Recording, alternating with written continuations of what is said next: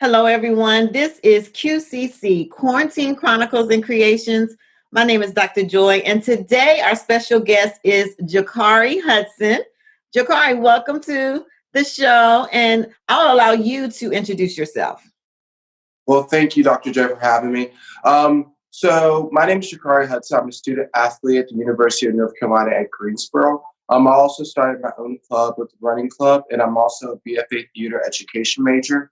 So I do a lot of things with theater throughout the school, and then I also cheer on the side while also balancing my regular coursework.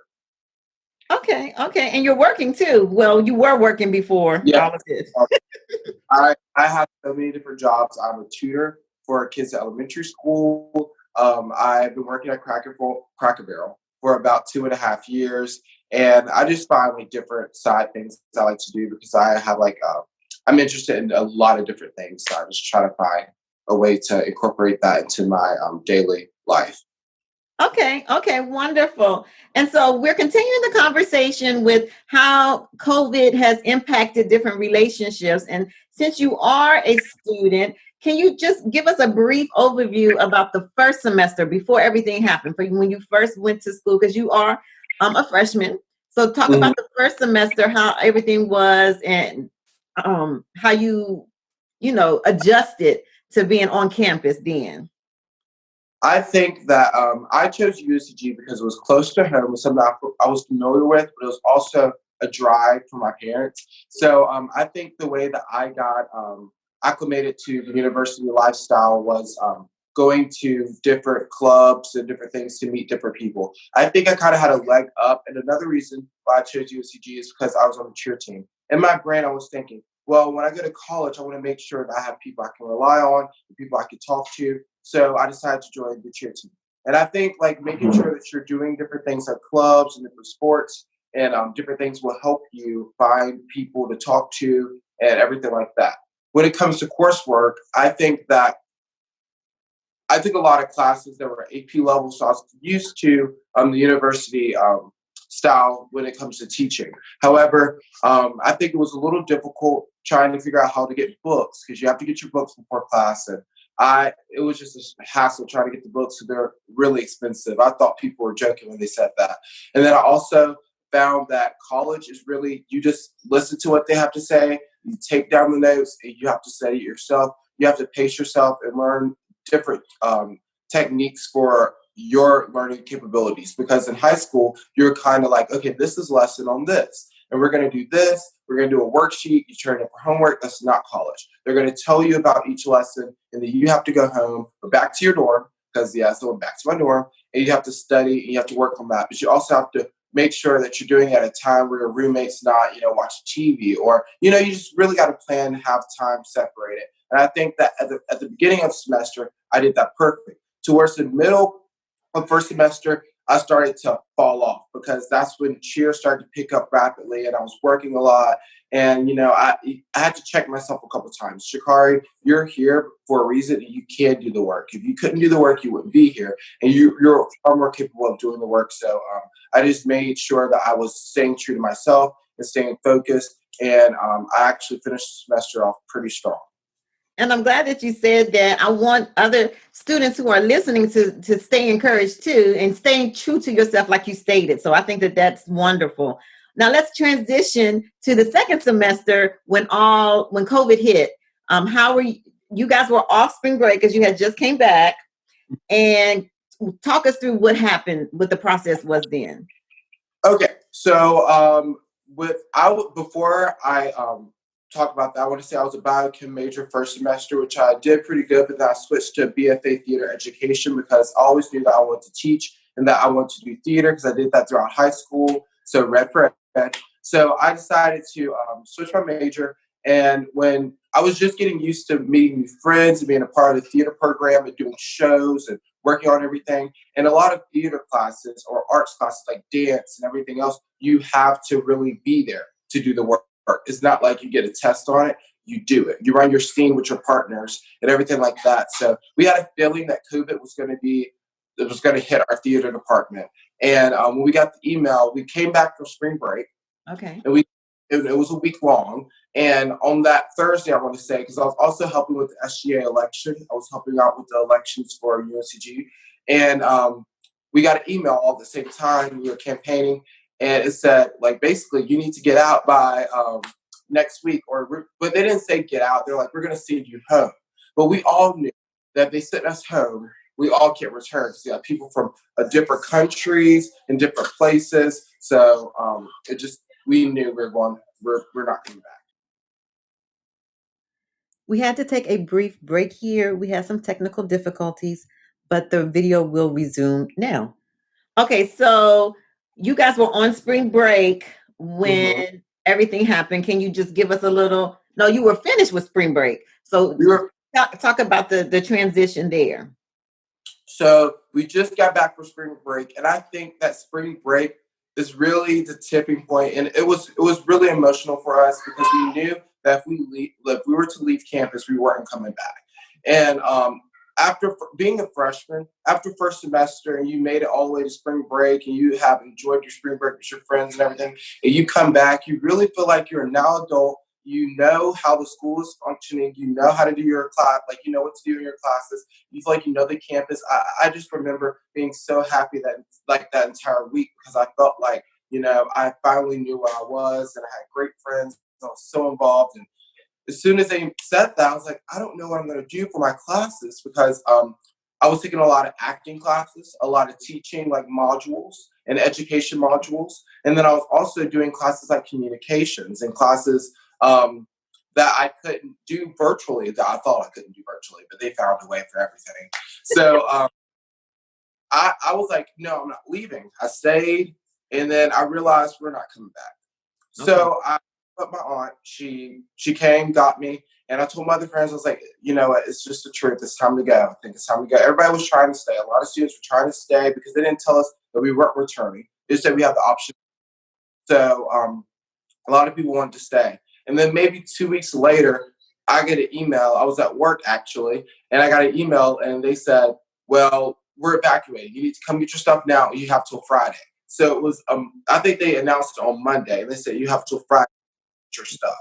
So we planned to go up there on Thursday, and I already started packing up a little bit in my room, but I had so much left over. And, it was just hard tearing down the memories because it was my year of college. You don't get that back, So I think that was really tough on me. And my aunt, she went through college, and she was like, come on, hurry up, pack it up, let's get in. But to me, it was so sad to take down everything in March when, that it really hurt because we had a lot more to do, a lot more time left.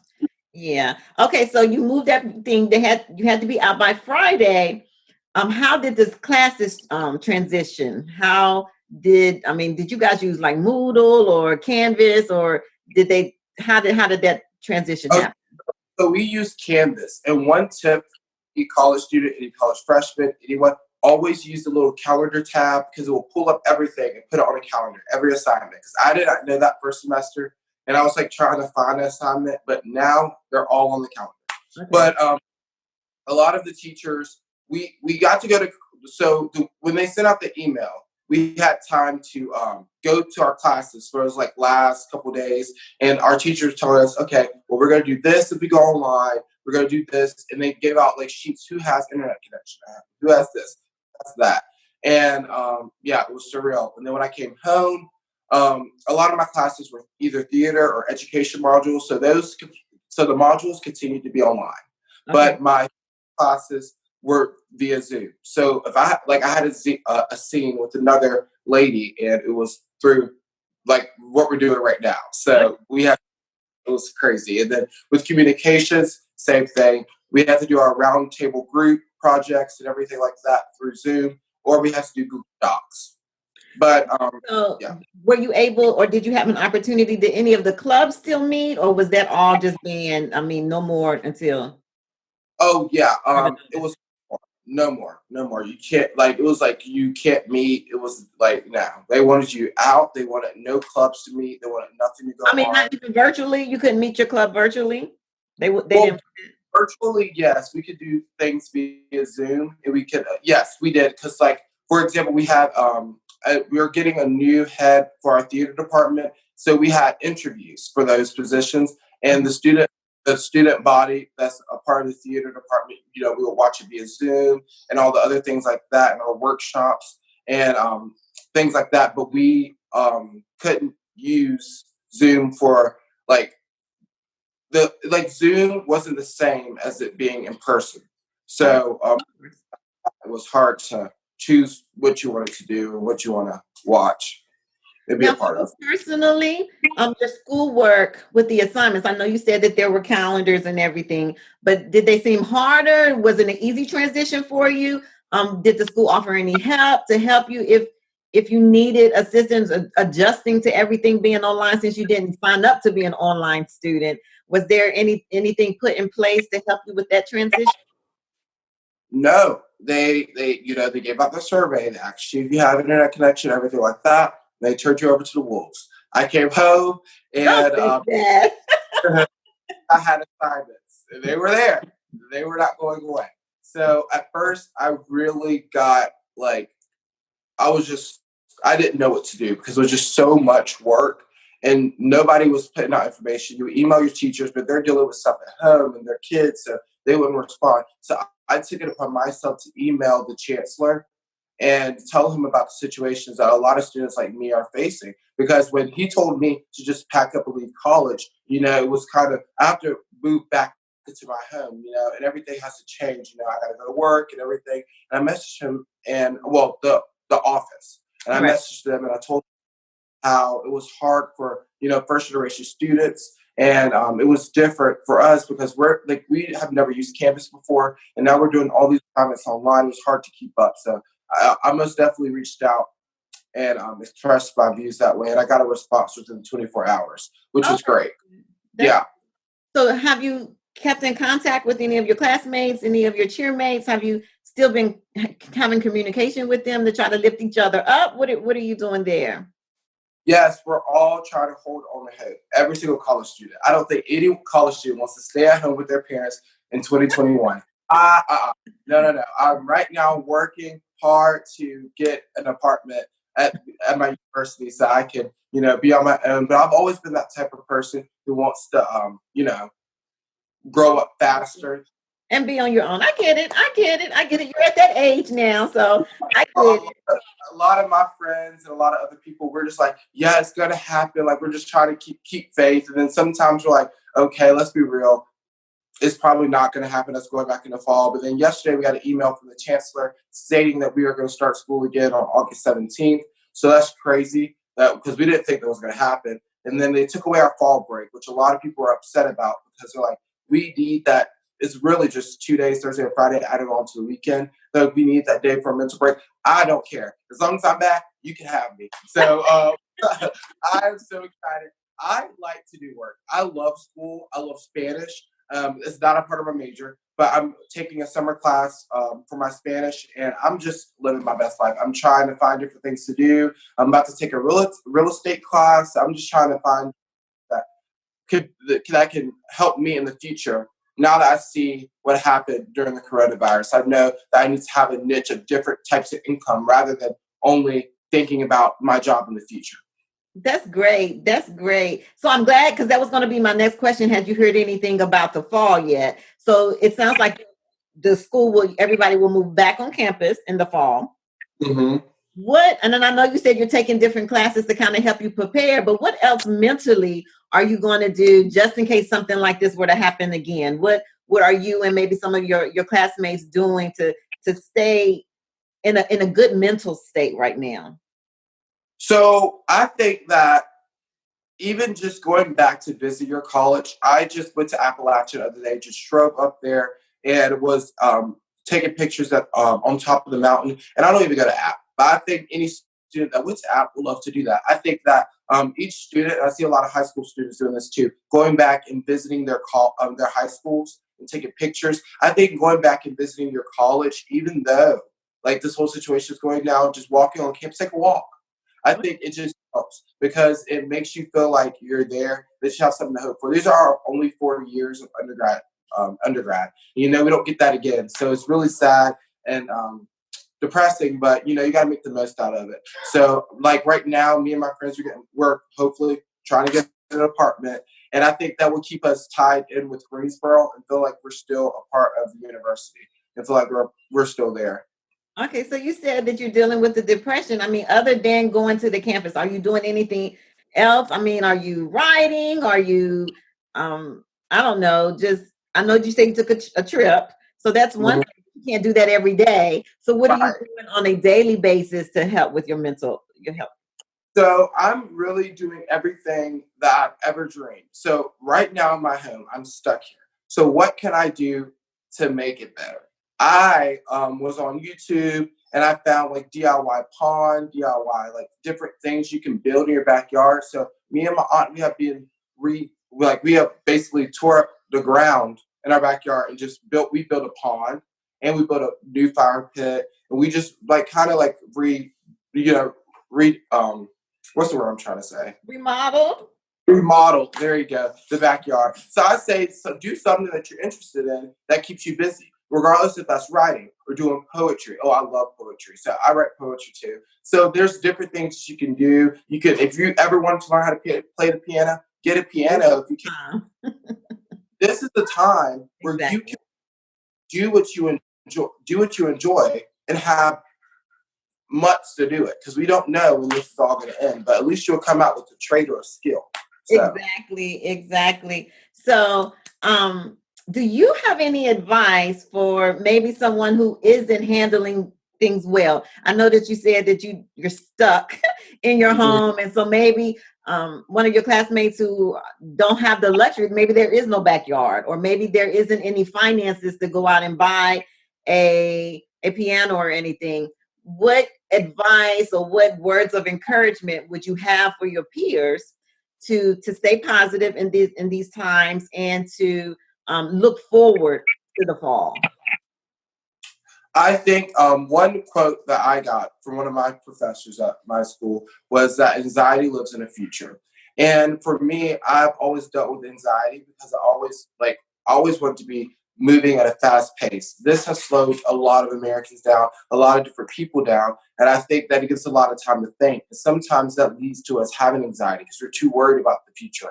I say right now, think about where you are present, like where you are in your present moment, and really just take this time to evaluate yourself. And I think that it really helps to just sit down and have a plan. What do you want to do? Find the truth in who you are. I think that that opens up so many different doors, and it actually makes you like a lot less like worried about the future because you're taking that time to really focus on yourself, which we really don't have a lot of time to do. So if it's someone my age or a high school senior who's about to go to college, don't stress about not having the opportunity to do the things that you're doing, but take that time to focus on yourself because these 4 years are going to go by fast. We're going to be 18 and then 21. So that's a big spectrum. So let's focus on ourselves now and who we truly are and what we want to do. I think that is going to help a lot with anxiety and a lot with depression and a lot of other things that we're facing right now during the pandemic. Okay, I love it. I love it. Well, I want to thank you for taking time out, sharing your story, and encouraging other students who are in similar situations as you have gone through and are going through currently. Again, I want to thank you. If anyone has any questions for Jakari or maybe wants to have a follow up, feel free to email me and I'll make sure that he'll get the questions. We may do just a follow up video. And I appreciate everything, Jakari. Best of luck to you. If I can help you with anything, you got my number. You call me and reach out to me. Let me know. Okay, everyone. This is just an FYI segment of today's recording. Jakari, go ahead. Hi. So I just wanted to let you all know, anyone that's an ABSS student or part of the ABSS family, you can get a free lunch. A lot of the school system is doing that. You can return to your home school to receive the lunch for during the lunchtime, or you can look online via Connect Ed or through email to see the standard list they have sent out of the route that they're going to go. If you received free lunch, they have a route that they're going to take you on, like a regular school route that the bus will go on. And this keeps the bus drivers employed and the lunch ladies and the lunchmen employed to deliver the food to the students. So if you are an ABSS student and you do need the free lunch, it is available. You can return, again, you can return to your home school during the lunchtime to get that. Or you could look at the bus route and see whenever the bus comes near your community or near your location. Okay, and for those who may not know, ABSS is Alamance Burlington School System, but you may want to check with your local county also because it's very possible that other counties are doing the same service for their students. And again, you're helping the students, one, get their food, but like Jakari stated, there's also helping the bus drivers stay employed and the cafeteria workers stay employed. So utilize this service if you are in need, and please pass it along if you know of anyone else. Thank you so much. I have one more. Sorry. Okay. If you are a student that receives free or reduced lunch, you can enroll online via ePass for food stamps. You get $2.50 per ABSS school student. So, yeah, sorry about us. Culinary arts teacher at ABSS, huh? It's 250? Yes, 250. You do your application through ePass. That's for anyone with free or reduced lunch. And it's all over the state of North Carolina. Oh, wow. Okay, so there you have it. News first here at QCC. Thank you, everyone. Yeah. Here is an example of the page for Guilford County Schools. Like I stated, most of the counties are participating in the programs that Jakari had spoke of earlier. This is QCC, Quarantine Chronicles and Creations. My name is Dr. Joy.